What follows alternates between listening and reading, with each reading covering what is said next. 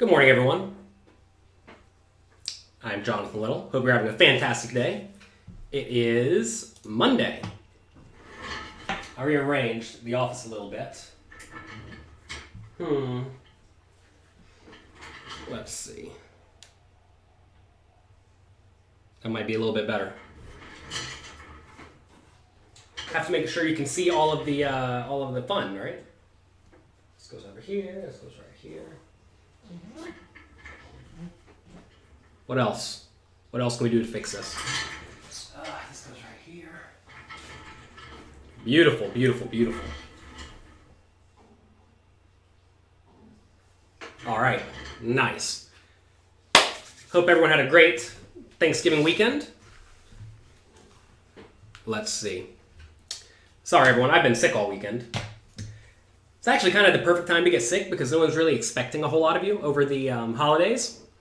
And it was nice. Grandparents took the kids, gave Amy and I a little bit of time away. We got to clean up the apartment a bit, as you can see, rearrange the office a little bit. So that's all nice and good. Let's see what's going on here.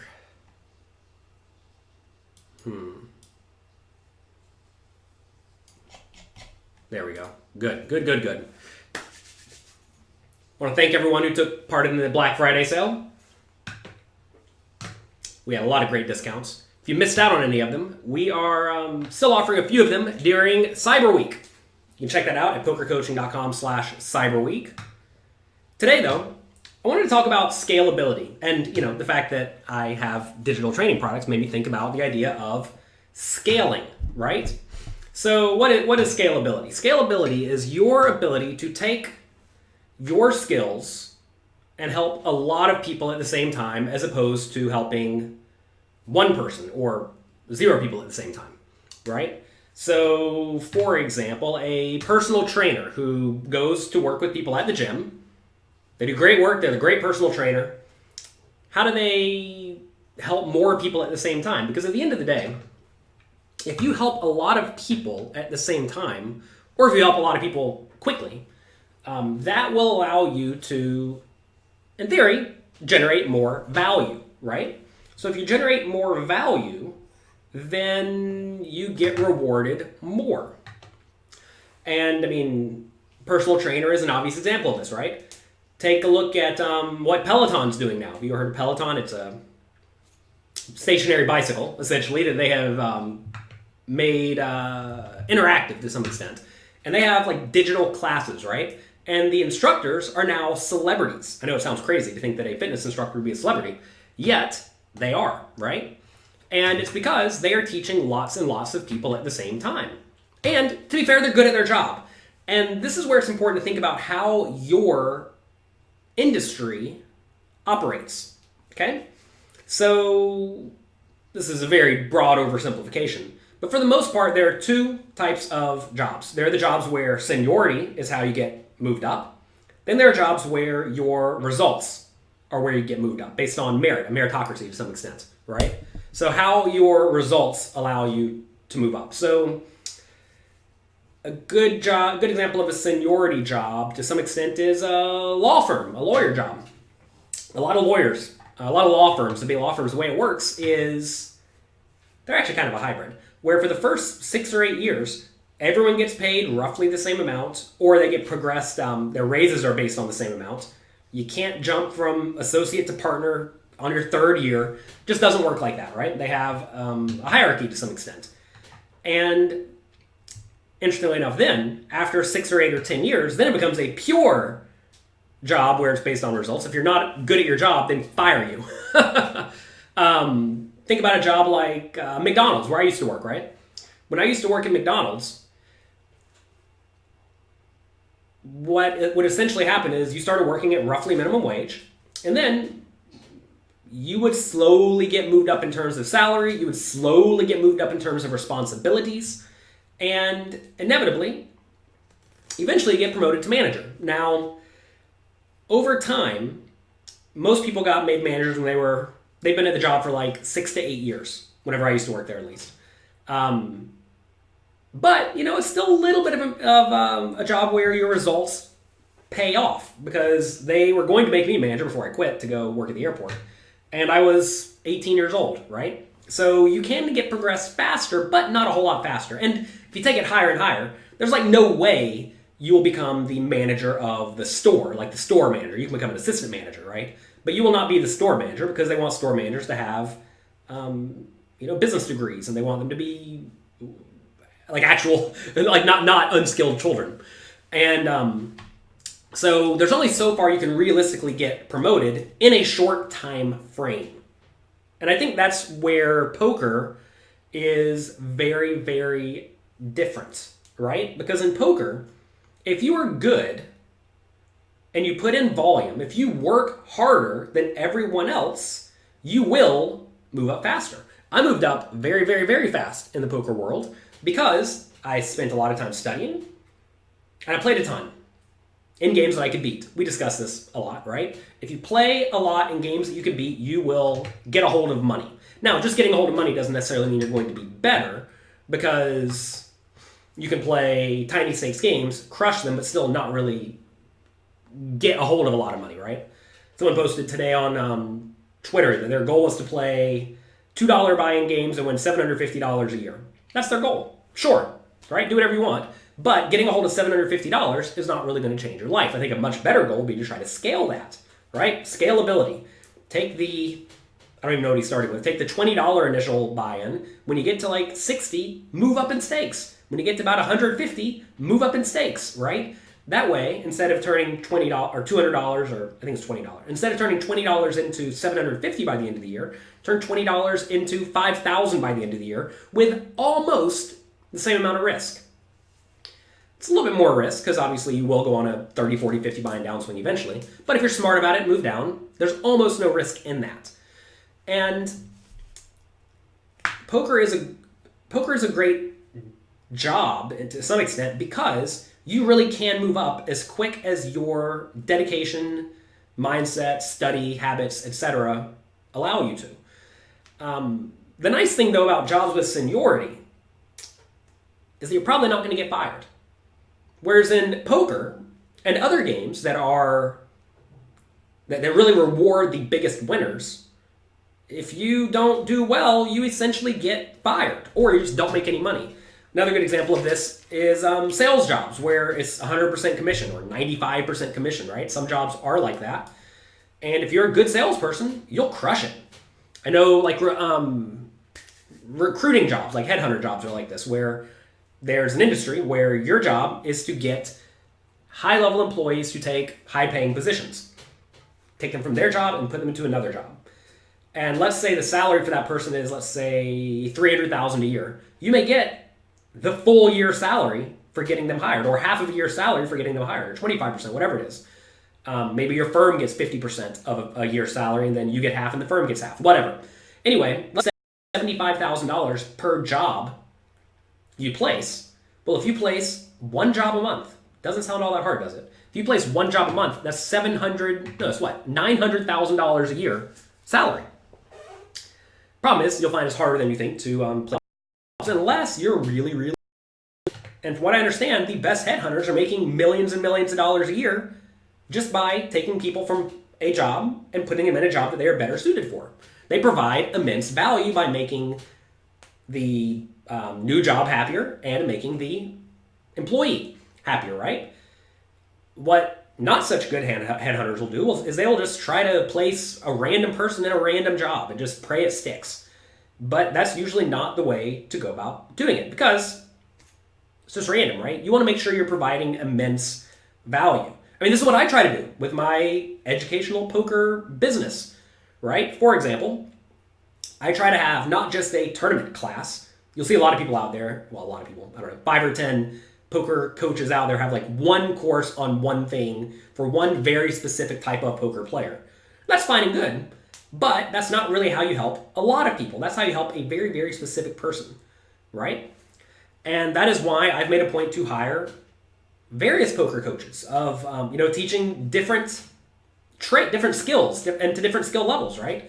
We have top of the line GTO coaches, top of the line exploitative coaches, Michael Acevedo and Jonathan Jaffe, I'm thinking about off the top of my head.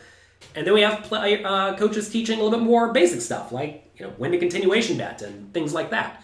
And that's by design. And it's because I'm trying to help lots and lots of different types of poker players. To be fair, one of the things that I have not done is I have not really branched out to mixed games. Maybe we need to do that at some point. Haven't really heard enough demand for it yet. Maybe we need to do that at some point. And that would allow me to help additional people. You're saying the stream is choppy today. Well, Instagram, how's your stream out of curiosity? Don't know why the stream would be choppy today. I'll take a break. It's been a long spiel.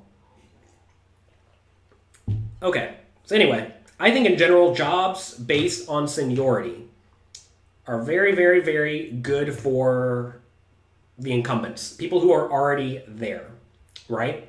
The people who are already there, who have been there for a long time, want to make sure they do not get displaced, right? So imagine you've been working at a job for 10 years or 20 years, and you're there and you're not going to get a whole lot better at your job because you've been there 10 years. Well, you don't want anybody else to displace you who comes along who's better. So you force them to go through some seniority process, right? And if you force them to go through some sort of seniority process, then it's going to take them 10 years to even have a chance to displace you. And a lot of people aren't going to stick with it for 10 years. And that means that those types of jobs typically favor people who aren't actually all that skilled or not all that interested in improving their skills, right? And these are jobs that are just generally not all that risky, right? If you go to work and you get a paycheck, whether or not you do a good job, to some extent, right? I mean, you can do marginally. You can't just do horribly because they don't get fired. But as long as you do marginally, if you won't get fired, that means you have a job that is kind of a seniority, and a seniority-based job. And there's nothing wrong with that. Just realize, though, that those jobs very often do not reward the people who are the absolute best at those jobs, right? So, to help all of you become the best versions of yourself. So you need to take a look at yourself and ask, am I actually great at what I do? And am I in an industry that will massively reward me with, I guess, money, money or rewards for the fact that I'm good at my skill? Or if you're not good at your skill, ask, is that fine? Do you care about being good at something? Do you care about getting rewarded? Do you care about helping other people? And it's important to try to figure out what your goals are, right? It's kind of like investing, right? And when you invest your money in anything, it's on a wide spectrum of from not risky at all to super risky. If you invest in US dollars, yes, let's say, US dollars pay no dividend, right? And they become less valuable each year. But, very importantly, they're probably not going to get depleted into oblivion, right? They're not just going to go to zero. Whereas if you invest in, I don't know, a startup company, right? Let's say you invest in a startup where the company's worth $1 million, not a whole lot at the moment. $1 million is some, but it's not like infinite by any means. Say you invest in a company that's worth $1 million, and they are trying to go from either $1 million in valuation to $1 billion, or from $1 billion to zero. Well, what's that, 1,000x? It's kind of hard to 1,000x, right? And if they are just fine, either going from $1 million to zero or $1 million to $1 billion, it's not going to go well for you a lot of the time, right? That money's going to get straight lit on fire a lot of the time. And if you're cool with that, because maybe it goes to $1 billion 1 in 300 times, well, that's a gigantic return, right? Because it needs to get to $1 billion 1 in 1,000, but it's going to get there 1 in 300. Huge amount of return, right? So if that's the case, then you have to ask, what are you cool with? And as you are younger, as you are more inclined to take risks, because you have more time to recover if the risks go poorly, then you should be more willing to take the gambling propositions, right?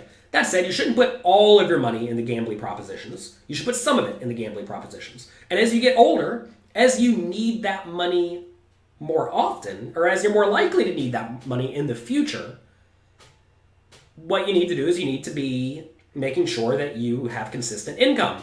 You get consistent income by investing in very, very passive investments that you know are just not going to go up or down all that much. A good example are like bonds, right? Bonds will, like, graded bonds that are going to not pay off much. They're not going to go down in value, but they're going to return you like 2% a year, right? So, in these scenarios, you want to ask, how is your life like an investment? Good example of this is, for a long time, my wife worked at a law firm. Big law firm. She wasn't going to get fired. She was a good worker. She was probably not going to be promoted to the boss of the firm, yet she's making good money. Very consistent, right? She was kind of like the bond in our relationship. I, on the other hand, could just implode. I could take my poker coaching business and implode it. My poker results could implode. Luckily, neither of those have happened. They've both done well. But we recognized that she was essentially the stable one. I was essentially the risky one. And interestingly enough, over the last few years, we've kind of flip-flopped, where I've become the stable one and she's become the risky one, and that's fine. What a lot of people get themselves in trouble with is they have two people in the relationship who are both risky. Or if you're single, you're by yourself, and you take on a very risky proposition, understanding this is going to implode a lot of the time. And that's fine if you're willing to sleep on your friend's couch for a long time. It's not fine if you want to have your own apartment and you want to have a dog and you want to go out to have nice dinners. It's not fine. And you need to ask, what are you really trying to accomplish? And what are you willing to tolerate? Or do you even care? Do you not even view it as tolerating? It's just fine and good, right? A lot of people don't mind eating ramen noodles and working all day every day and sleeping on their friend's couch to make $25,000 a year. Maybe. They don't mind. As long as they have the potential upside of making loads and loads of money potentially, right? Today we're having oolong tea. I've already had my cup of coffee this morning. So, you want to ask, what are you trying to accomplish in life? Do you need steady income? And for like older people, right, they need steady income because they're going to be retiring at some point. They want to make sure that their retirement account doesn't go horribly wrong, right?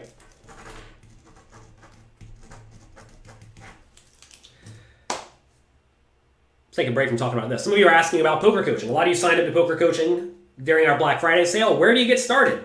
All right, send us an email, support@pokercoaching.com. Tell us if you're a cash game player or a tournament player, and we will send you something we're going to be adding to the site very soon, which are learning paths, where we essentially walk you through a decent amount of content to help you get started with the site and show you how to use the site. It's not up fully on the site yet, but we realize we need that. So send us an email, support@pokercoaching.com, and we will send you that. If you missed the Black Friday sale, we have Cyber Monday sale. Go to pokercoaching.com/cyberweek, CYBERWEEK. Let's see. I think that link should work. pokercoaching.com/cyberweek. Check out that. We have lots of stuff on sale. We're actually going to be adding a few more things over the course of the week. Because why just do Cyber Monday? Why not do all week? What's some advice for final table, says Wi-Fi Hustly. Wants final table advice. Play great. That's the answer. I have a book, Excelling at No Limit Hold'em. I have a chapter in this book. One of the biggest chapters in the book is on final table play. Purely final table play, discussing how to play final tables with various chip stats. Should you chop, read jonathanlittlepoker.com/let's not make a deal.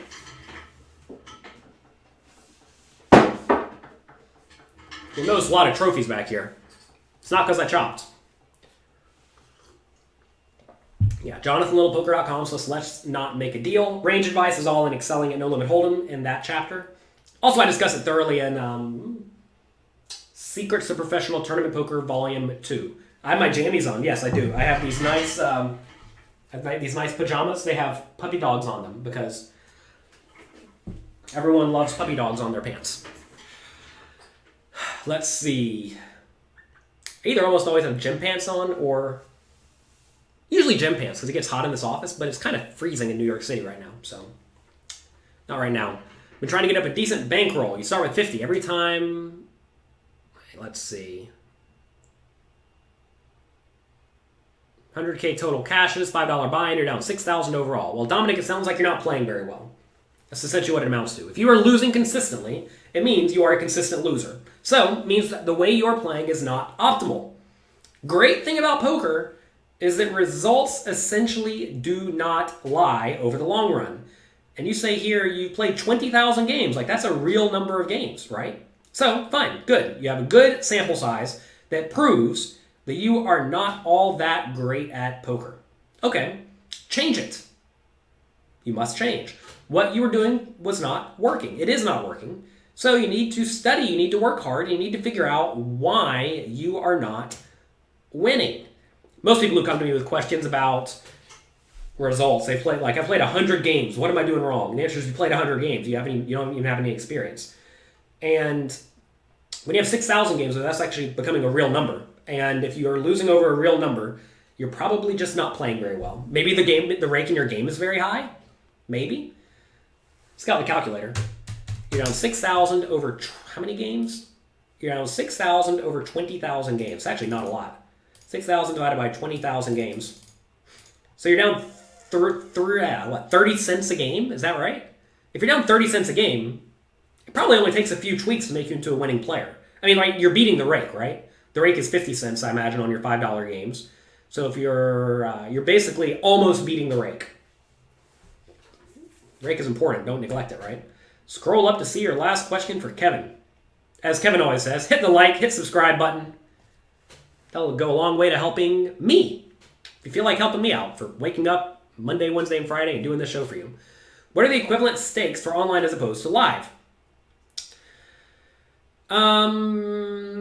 So the distance is continuing to widen, at least in my experience. And also now, some games are different. Like, for example, 50-cent dollar fast-forward tables, Zoom tables, whatever you want to call them, are way tougher than 50-cent dollar regular tables. Way different, way different. In general, though, it's thought that online plays about 5 times bigger in terms of skill level than live poker. So 50-cent dollar live is something like 2.5 to 5.10. I'm sorry, 50-cent dollar online is something like 2.5 to 5.10 live. Okay? And then for tournaments, I don't exactly know. $50 tournaments are probably like $500 tournaments live. Something like that.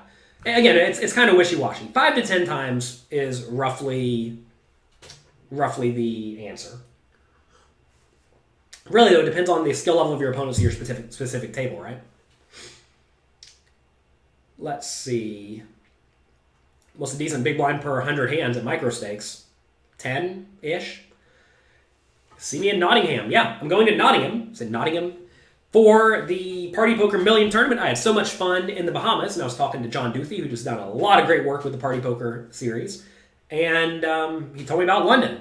London might as well be a copy of the Bahamas, except for it's in... Not London. Nottingham might as well be a copy of Bahamas, except for it's in Nottingham. So I'm like, might as well go. Are there any classes on Poker Coaching to get better at sit-and-goes? The tournament classes. Realize that tournaments and sit-and-goes are not all that different, except for in sit-and-goes you get to be a little bit tighter because you're on the bubble way more often, right? You get to get in the money way more frequently. We do not have a specific sit-and-go class because, hate to break it to you, there's not a whole lot of money to be made at sit-and-goes. That's because the game is relatively easy. Because basically you sit around, you play some hands, you get in the money, then you blast it. Right? You get really good at that specific format by playing that specific format, but you just can't win at like $50 games. I mean, you may break even or lose a little bit of the rake and get rake back, but you don't want to play a game where the goal is to collect rake back, because what if they shut off rake back like PokerStars did? Mark says, for the people asking who are part of Poker Coaching Premium, sign up or go and watch the Cash Game Masterclass. That's a strong piece of content. Yeah, nice, strong, concise piece of content. Sit-and-goes on WPN have become so soft. Great. If you can find $200 buy-in sit-and-goes that are so soft that you can play 16 of at a time, sign me up. But, the problem is you can only play like 3 or 4 at a time. I was playing on Party Poker the other day, and you could play like 4 $10 sit and goes at a time, and they weren't even particularly soft. So, like, what are we doing? Forgive me, I'm a little bit sick. You really need to practice your bet sizing. We have tips on how to study bet sizing. The Cash Game Masterclass. Also, all of the content at pokercoaching.com discusses bet sizing. Bet sizing is very important. I think a lot of people forget that we're not playing Limit Hold'em, much easier game where you pick if you bet or check. We're playing a game where you check or bet 1 or bet 2 or bet 3 or bet 4 or bet 5 or bet 6 or bet 100 or 200. You can bet any amount, no limit. The bet sizing is vitally important. Most people know, well, I'll tell you what a lot of people do wrong, is they just click like half pot very frequently. They're playing poker, they click half pot as their bet, and they just always click half pot. Big mistake. If you're always betting half pot or a third pot or 3/4 pot or anything like that, if you have some bet size that you're just using on a very regular basis, you're making a big error. You're usually going to find half pot's not a great bet size. It's across the board. It's just not. Usually you either want to be betting small and frequently or big and infrequently. We discuss this thoroughly in the Cash Game Masterclass and all over pokercoaching.com. Also, if you want to be made aware of all the sales we are doing this week, check out pokercoaching.com/cyberweek. And also, if you want to get on my email list, go to pokercoaching.com/email. I send out a weekly recap where I update you on all of the content that I've made over the last week. It's usually a decent amount. Late position. Do we call an under the gun raise with ace queen or re-raise? Well, Martin, think about all the things that depends on. Take a second, think about all the things it depends on, type them in, and maybe that will help you with your answer. All right, so going back to scalability. Not only can you scale your skills, but you can essentially scale the skills of other people. What I mean by this is you can use the internet, like you all are doing right here, to have interactions, to communicate with people who can help you and benefit your life. I have learned a ton from listening to podcasts and reading content on the internet by people who are much better than me at life, or at least better than me at life at specific things, right? I mean, I've learned pretty much everything I've learned about poker from the internet and from written content by other people. So realize now, like just the other day, I got an email from someone saying, I live in, let's just say, Oklahoma, where there's not a whole lot of poker apparently. How do I find a poker mentor in Oklahoma who lives near me? And I'm like, well, first off, they don't have to live near you. Why would you think they need to live near you in this day, right? Because, if you think about it, like you have the internet, so use the internet. So many people, they want like in-person private coaching, and essentially it just costs a whole lot more because I have to go somewhere, the student has to go somewhere, we all waste an hour getting there, waste an hour coming home. It's just not worth it, right? Learn to use the tools at your disposal. Now, I am all for one-on-one in-person communication when possible, but at the same time, recognize the tools at hand. And in today's environment, like, look, this is just stone free, right? You all are getting on here asking me questions. And you can do this with a lot of people who don't mind giving back to their fans, right? I realize a lot of people don't do a Monday, Wednesday, Friday show like I do. That's just free in there all the time. But some people do in almost all industries. In almost any industry you want to learn about, you can at least find good people who are good at it who will reply to you on Twitter or respond to a message. And that's because they don't mind helping people. Just like I don't mind helping people, right? I want to help people. And that's very important.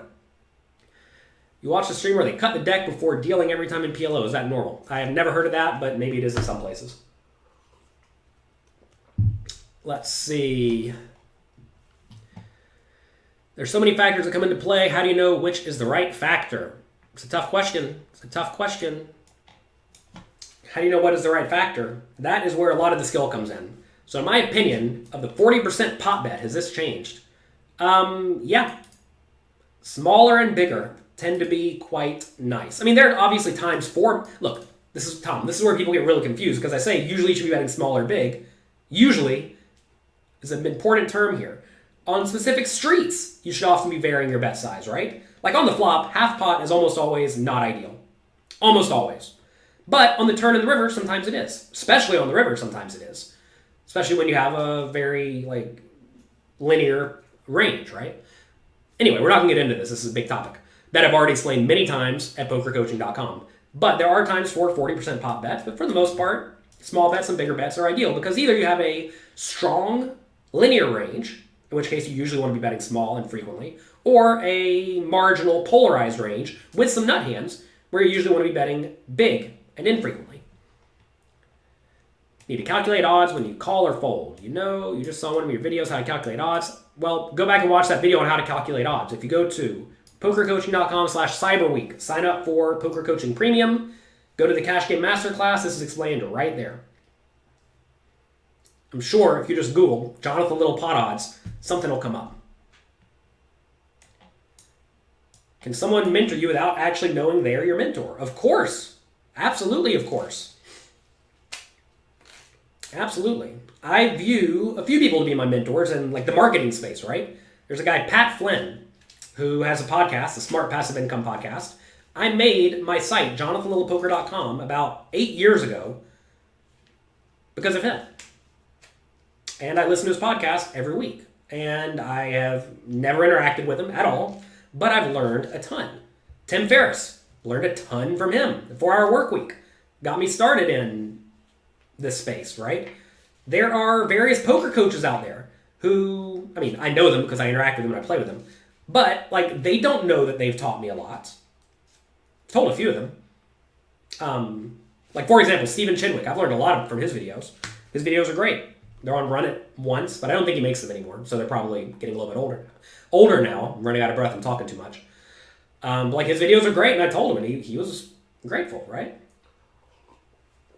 So you can certainly find people who mentor you without them knowing that they mentor you. You learn from them. That is sort of like a mentor, right? It's very, very important. Let's see. One of my videos, small pocket pairs and suited aces become weaker. Well, basically, these are implied odds hands, right? You're trying to make a nut hand, and when you make a nut hand, which doesn't happen all that often, you want to make sure you get paid off a lot.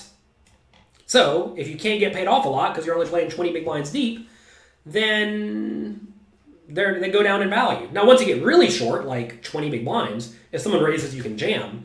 But with something like 40 big blinds, it's kind of a rough spot, which is why you see a lot of the charts saying just to fold small pairs from early position, because it's hard to get paid. You feel like a 100 big blind stack is very helpful to play tight aggressive, but shorter, it's nice to play lag. I generally disagree. In general, as you get shallower, well, it depends on your position, right? In general, though, it depends on the structure of the game, too. I'm thinking in tournaments, usually when you're deeper, there's no ante. But from late position, with deep stacks, you can play a lot of hands, right? But from late position with a medium stack, you can't play nearly as many hands. From early position, though, you can often play a little bit more hands. Because when you make top pair, you're just happier to get it all in. Yeah, I'm a mentor to some of you, or all of my members, but I don't know many of you personally. Exactly, right? That's how it is. Mentoring definitely got easier on the internet. And the neat thing about the internet is you can actually reach out to people and go meet them in person, and maybe you have a connection, and maybe you make friends, and go from there. A good example for me is the guy Jason Calacanis. He wrote this book. Where is it? It's called Angel. It's on angel investing. And he plays poker. I'm sure you've seen him on Poker on TV. He was on Poker Night. Oh, what was it called? He was on Poker After Dark recently. Plays poker with Phil Hellmuth a lot. And I reached out to him. We made friends, and I'd been to a few of his conferences on angel investing, and he likes my podcast, and we made friends, right? Some people just hit it off. And usually it's mutually beneficial, right? I can help him with poker, he can help me with angel investing, and I've since invested a bunch of money in a lot of the companies he's invested in. And all of this is because of the internet. I draw my notes. Without the internet, none of that would have happened, right? And that kind of thing happens very, very, very, very frequently, where if you are just even a little bit outgoing and are your your services to others, they will inevitably help you because you become friends, right? Friends help other friends. Now, you may say, I don't have any skills that are useful. And, to be fair, like, maybe your skills are not useful to specifically other people, right? Like, let's say you're really good at making quilts, and you want to learn poker coaching from Jonathan Little. Well, there's like no way you're going to get me to trade my time to learn how to make quilts, even if you're the best quilt maker in the world, because I'm just not interested, right? And that's okay. Find somebody else. And to be fair, maybe that's just a skill that doesn't transfer well to other skills. Now, purely guessing here, but if you're good at quilting and somebody else is good at, I don't know, anything, insert anything, right? Crocheting or working out at the gym or whatever, find people who have the same tangential hobbies as you or who you can benefit, and then without expecting or asking for anything in return, go and help those people. So many people, oh my gosh, they want to get paid now. I'm involved with the D&D Poker Company, and so many people, they want to like write a chapter in a book and then say, hey, can I write a whole book? Pay me a lot of money. And the answer is no, right? I mean, the easiest way to prove your value to someone is to do the thing you say you're going to do and make it easy for them, right? So make sure that you provide value to people just for fun, essentially, right? Like, try to make your hobby helping others. If your hobby becomes helping others, then good things will happen to you. I mean, look, I used to be the poker player who wore sunglasses and hoodie and headphones and didn't talk to anybody. And you know what? I had no opportunities come my way. And you want to know why? Because I was not helping other people. Since I've stopped being a young, dumb kid, I now don't wear headphones, don't wear sunglasses. Every once in a while I wear headphones. But I don't wear sunglasses, don't wear a hoodie. And you know what? People will talk to you. And when you talk to people, 99% of them are not going to be all that beneficial for you. But every once in a while, stuff clicks. And then things happen. And if you get in there and you talk to people and you interact with people, you will inevitably benefit some of them, and then they will turn around and benefit you. Now, in terms of scalability, the internet makes that amazingly easy to do, right? If you have unique thoughts about a specific thing, anything, whatever it is, start writing a video blog about it. Make like YouTube videos about it, right? YouTube and blogs and Instagram and all of these platforms give you a way to write or produce content that benefits others. And if you are good at something, help others with it. And even in a game like poker, where it is a zero-sum game, where if I make some of you better, it might cost me money in the long run. I know it has, because some of the sicko European kids have come up to me and told me, out of the blue, hey, I love your content. I studied it when I was 12 years old. I still study it today, and well, now I'm the biggest winner from my country, and they're crushing it.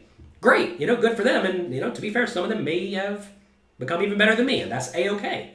I don't mind, because I'm happy to pay it forward, right?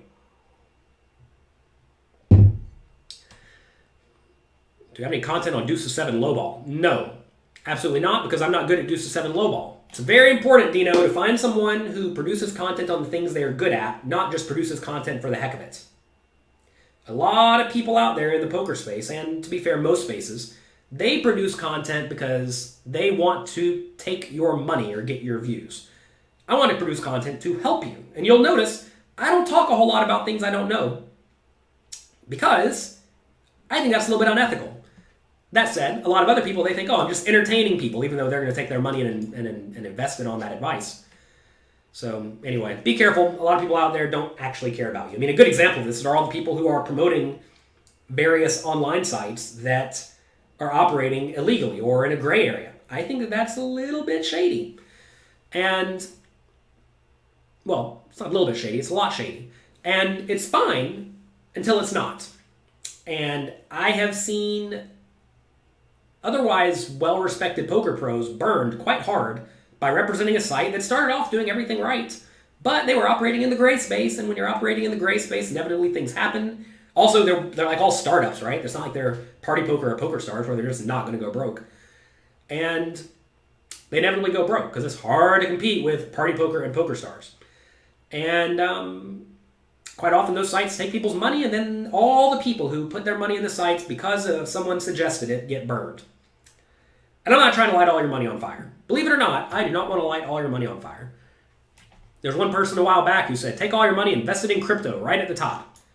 And well, you see how that ended up. Obviously, to be fair, maybe it'll all come back. But it's just like you're not good at that. You're not an actual professional. And it's important to realize what you are good at. One problem with scalability on the internet is that if you are just entertaining, people will inevitably listen to you, even if the advice you are giving is bad. And that is a big, big, big problem to some extent. Now, to be fair, you may say the people who listen to those people deserve to get burned. And maybe they do. If you are short-sighted enough to listen to someone purely because they are entertaining or, I don't know, like show a lot of skin or provide, like show glamorous lifestyles or whatever, if you are short-sighted enough to fall for that, maybe you do deserve to lose all your money. And it's tough to say because you need to always make sure you look through the marketing and see what is actually being presented and produced and sold. And a lot of people out there really just don't know what they are doing. They just straight up don't know what they're doing. And, well, they don't know what they're doing in terms of like actionable skills, but they do know what they're doing in terms of marketing. A lot of people are great at marketing because it's not actually all that difficult to get reasonable at. Anyway, we're getting way off topic. People can scale whatever they want to scale on the internet, and you, as the consumer, must be careful. You have to be careful. You have to watch out for yourself because no one else is. And you got to take care of yourself. You have to take care of yourself. Okay, what else can we talk about with this in terms of scalability? Realize the globe is your marketplace, right? If you have a hobby that you're good at, I have Magic the Gathering. You can take that hobby, if you're actually good at it, and make that into a side hustle to some extent. For example, I have a Magic the Gathering Instagram account, and I have a Magic the Gathering website. I've been lazy on it because it's just not worth my time. But I have Magic cards that sell there. I sold a card just yesterday for $75, and I paid maybe $40 for it, right? So, you make $30 out the door. And it's fun for me. It's a hobby, right? And to be fair, I don't have a ton of time to spend on it. And I have I guess you all can't see that. I have a load of cards down there I need to put up on the site. But it's fun, right? And if I needed to make money, say Jonathan Little needed to make $2,000 next month from something, and he could not play poker, he could not produce poker educational content, couldn't do any of that. I could either get a job or use my hobby. I could guarantee you I could make $2,000 in profit next month, not just sales, because sales are not the same as profit. Guarantee I can make $2,000 in profit next month from selling Magic cards. And that's a skill that I've developed because it's my hobby and I enjoy it, right? If you have a job that you do not necessarily enjoy, that perhaps doesn't pay you a ton of money, ask yourself, why am I doing this, right? And then ask, is there a way to ramp this up? And you may find that you can do that. I mean, Magic the Gathering dealers are a great example of this. A lot of them just started off as players who like playing cards, and they got better and better at essentially trading and flipping the cards, right?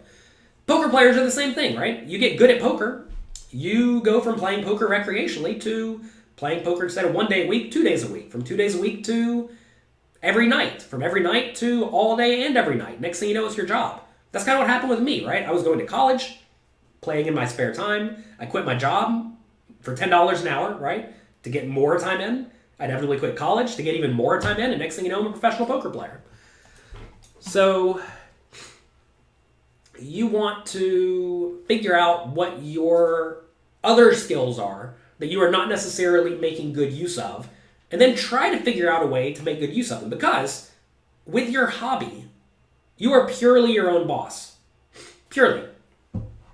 Thinking about this, right? My dad used to go fishing a lot. We had a boat, we'd go out fishing, If he lived in this day and age, I mean, he's still alive, but like if he went out fishing every day, he could certainly make a YouTube channel of himself fishing.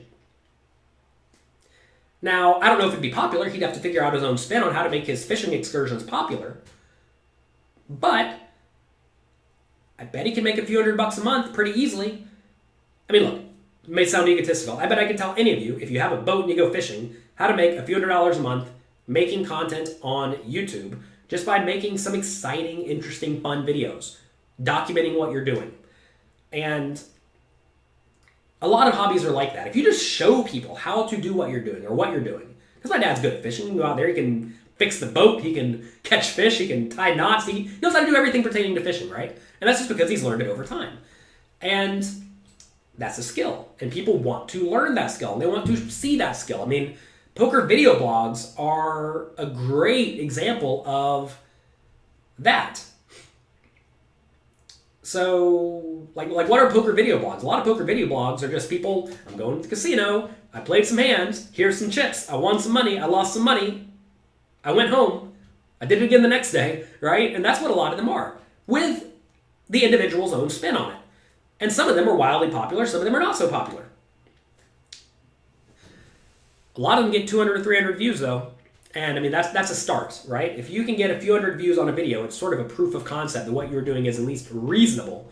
And then figure out how to change and transition from there. You did the YouTube fishing. It's hard spot of no catch days.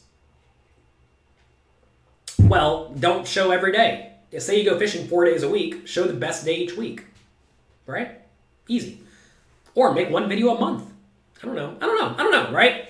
I don't have a fishing YouTube channel. This is just me purely speculating, right? And that's just me showing someone who I know who has a hobby, who's good at the hobby, how they could, in theory, monetize this very easily.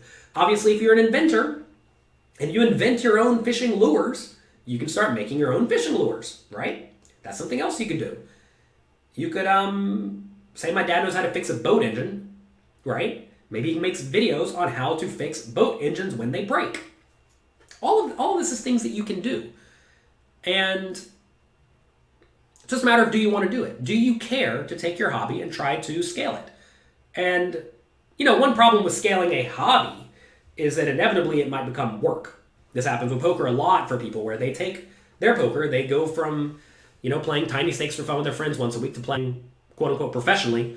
And then inevitably they realize, oh my God, I'm not enjoying this anymore.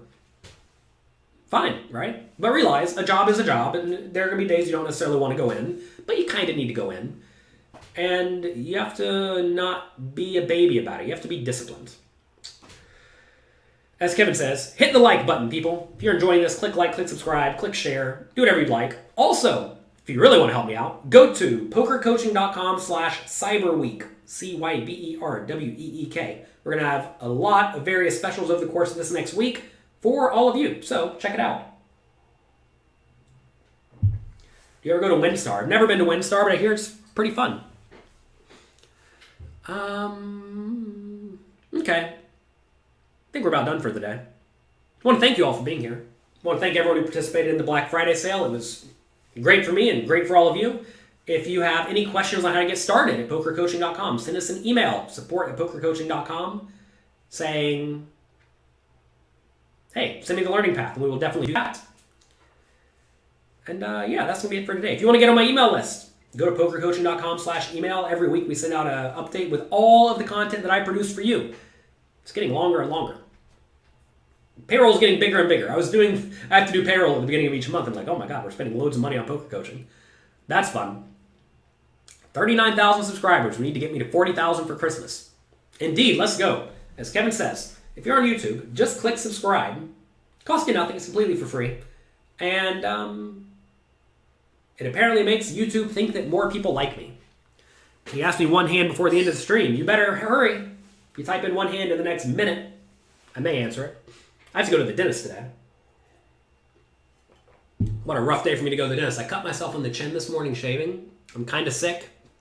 And maybe I shouldn't go to the dentist. But yeah, scalability, everyone. You really need to ask, what do you want to accomplish in life? And does that require scalability? Does that not require scalability? And are you happy with the idea of I will get rewarded based on whether or not I am good? And then you have to get good. A lot of people don't want to go through the work, the dedication, the hassle that is required to get good. But I would definitely tell you to take a skill. Look, if you want to make money in the world, very important advice right here. You need to figure out how to help as many people as you can in a way that helps them do things that benefit them significantly. A few things that help people a lot: health. People want to be healthy. Relationship advice. People want to have good relationships. Money advice. Poker kind of falls in the money advice category, right? Which is why people will pay money for poker coaching, but they will not pay money for, insert any other game, spades coaching or go fish coaching or whatever, right? Or, look, I get that people will pay money for those coaching in those games, but it's very minimal compared to the amount of poker. Take Hearthstone, for example, right? You can make good money as a Hearthstone player, but best Hearthstone players in the world get paid $100 an hour for coaching, something like that. Whereas the best poker players in the world get paid $1,000 an hour for coaching. So recognize that you may or may not want to play games with a big upside or play in career paths with a big upside. I am happy to play in games with a big upside because I know I'm going to work about as hard as anyone else, and I'm reasonably intelligent. I can learn well. I'm not naturally good at much of anything besides learning stuff. When I started poker, I was bad. Not just kind of bad, but really bad. And it's important to realize that you need to figure out what you are good at, what you can get good at, and then just do it. Have the discipline to do it. Instead of coming home after work and watching TV for 3 hours and going to bed, maybe watch TV for 1 hour and then study whatever you want to get good at in the other time, right? You have to make it a priority, right? A lot of people, they don't make education and learning a real priority. And that's a problem because they're not going to get anywhere. If you do not prioritize bettering yourself, you're not going to get better. So prioritize getting better, and that will go a long way to helping you. Is playing too much poker detrimental to your bottom line? 7 days a week, 10 hours a day? I mean, that's what I used to do all day, every day, and I made a bunch of money. Back when I used to play at Bellagio, I played 7 days a week, 12 hours a day, and I made about, $35,000 a month, give or take. Maybe I averaged 10 hours a day. I didn't play all the time. I played noon till midnight pretty much every day, though. It was great. All right, here we have some hand. We're starting on pocket sevens. You only have 14 big blinds. You raise to 3 big blinds. Just go all in pre-flop. Hands over. Full stew in the cutoff with 14 big blinds, all in pre-flop. Do not raise to 3 big blinds because the players you have to act get to call a lot. And then you're going to get bad flops a lot of the time. All right, you flop the nuts with a set. Check, check. You bet. You should bet like 4 or 5 big blinds here. Small blind folds, big blind calls. Doesn't matter what we put them on. It doesn't because you have a set. Turns to 2. Would you bet or shove? I would just go all in. Easy game. So you called off, drawing, almost dead, and you lost. Such is life. Why would you be unhappy if you lose with loads of equity? Get over that immediately. Sometimes you're going to lose. And when you make a set, sometimes you're going to lose. A better question would be here is what do we do with Queen Jack? I think Queen Jack still just an easy all-in on the turn. What about Queen 9? Queen 9's an easy all-in on the turn. What about Queen 2? Well, Queen 3. Queen 3's an easy all-in on the turn. What about Jacks? I'd probably check Jacks on the turn. Ace 10, I'd probably check Ace 10 on the turn. So there you go. Queen 3, I'm all in on the turn. And I would be way more inclined to min raise. By the way, min raise, don't 3x. 3x is quite bad when you're shallow stacked. So I'd min raise like Queen 3 suited every once in a while. Flop, I'd bet. Get called. Turn, I would jam Queen 3 suited. Anyway, sets are great. Don't fold sets. Even if the turn was an 8 or king or whatever, you're still just putting it in with a set. Don't fold sets. All right, that's going to be it for today. What percentage of my training content is cash games? On pokercoaching.com, probably 40% is purely dedicated to cash games. 40% is purely dedicated to tournaments. 20% is a mix. Where can students apply for backing? Yeah, if you're a member of pokercoaching.com, you can apply for backing. It is on pokercoaching.com. on the bottom on the dashboard under the community tab. Under the community, you can get access to our Discord, our forum. You can apply for backing. We back students every month. And that's just one more perk of being a poker coaching member. If you want to sign up at an extreme discount, go to pokercoaching.com/cyberweek.